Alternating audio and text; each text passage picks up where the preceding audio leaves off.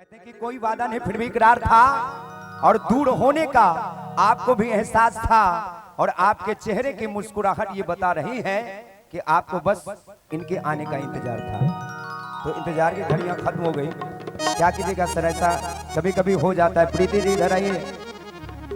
जिस समय इनसे हमें प्यार हो गया था, जानते इनके घर पे गया मिलने, ये क्या जवाब दी हमको कि मेरे प्यार के चक्कर में मत पर बहुत पछताएगा, कि मेरे प्यार के चक्कर में मत पर बहुत पछताएगा और मेरे घर के बाहर छोले भटूरे की दुकान लगाएगा।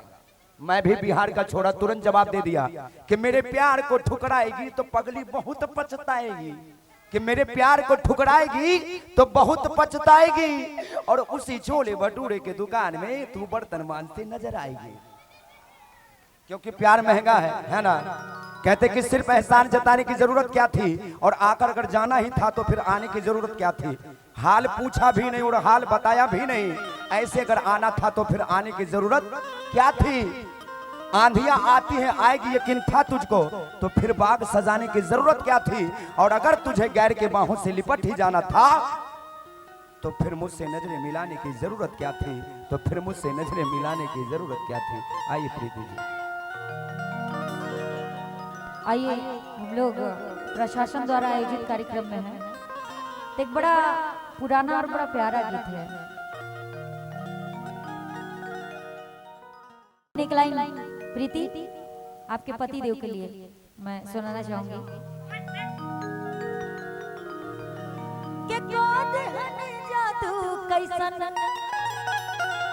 रौरा सजन जी, पीड़ितिया के रंग में रंगायल बाटे मोन जी, पीड़ितिया के रंग में रंगायल बाटे मान धन,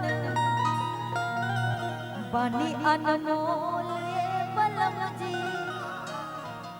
सिंगार बन के छा गईनी जैसन, सोचले रही हम वैसन, सखी रे पर पा गई।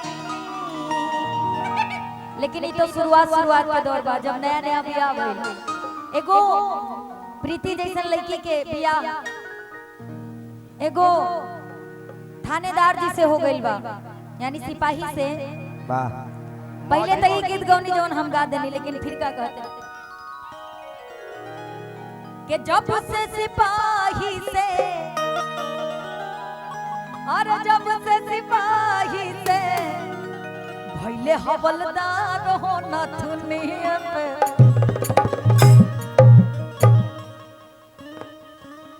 अरे नथुनिया पे गोली मारे सैया हमार हो, अरे नथुनिया पे गोली मारे। कहा तारी कि इनका के बॉर्डर के जवान बने के चाहते रहे, झूठे सिपाही बन गइल। तो कहा तारी अरे जब से सिपाही से भइले हवलदार हो नथुनिए पे गोली मारे,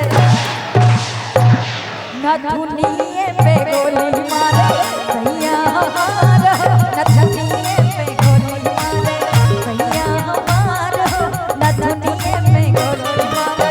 जब से सिपाही से भइले हवलदार हो नथुनिए पे गोली मारे,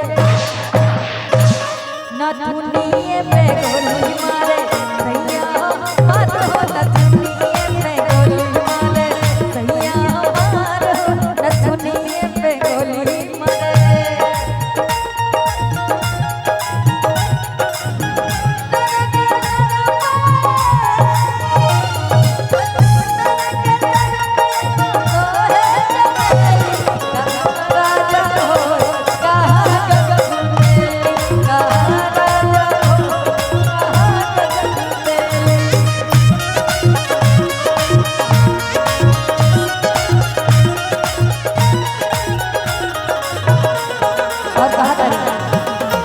कबो रहतिया में चोर जैसे आवेला,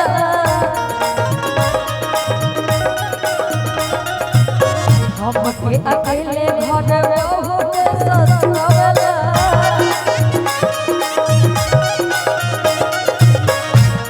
एक रतिया में चोर जैसे आवेला हमके अकेले घर कबो कबो रतिया में चोर जैसे आवेला हमके अकेले घर बहुत डरावेला और के में भोर लेला आज के में कोस लेला हदिया जवार हो न दुनिया पे गोली मार क्या बात है बाप रे मिजाजे में मतलब अरे न दुनिया पे गोली मारे राजा जी हमारा न दुनिया पे गोली मारे सैया हमारा न दुनिया पे गोली मारे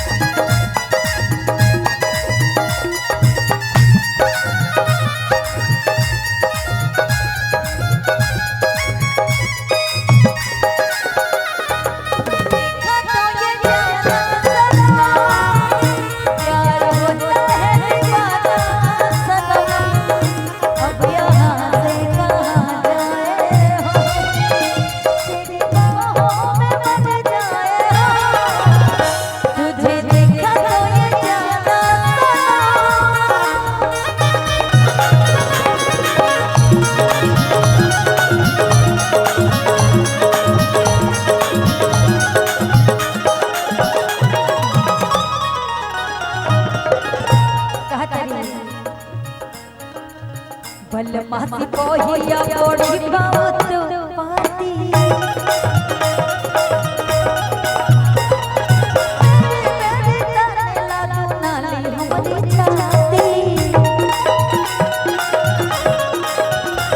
बलमासी कोहिया बड़ी बात पाती मेरी बेरी तारे लालू नाली हमारी छाती थर थर कांपेला थर थर कांपेला भगवान न दुनिया पे गोली मारे बाप रे अरे न दुनिया पे गोली मारे फायरिंग कम करिए राजा जी हमारा न दुनिया पे गोली मारे सैया हमारा न दुनिया पे गोली मारे जब से सिपाही के जब से सिपाही के ये हवा दादा न दुनिया पे गोली मारे सैया हमारा न दुनिया पे गोली मारे सैया हमारा न दुनिया पे गोली मारे राजा हमारा न दुनिया पे गोली मारे सैया हमारा न दुनिया पे गोली मारे सैया हमारा न दुनिया पे गोली मारे सैया हमारा न दुनिया पे गोली मारे सैया हमारा न दुनिया पे गोली मारे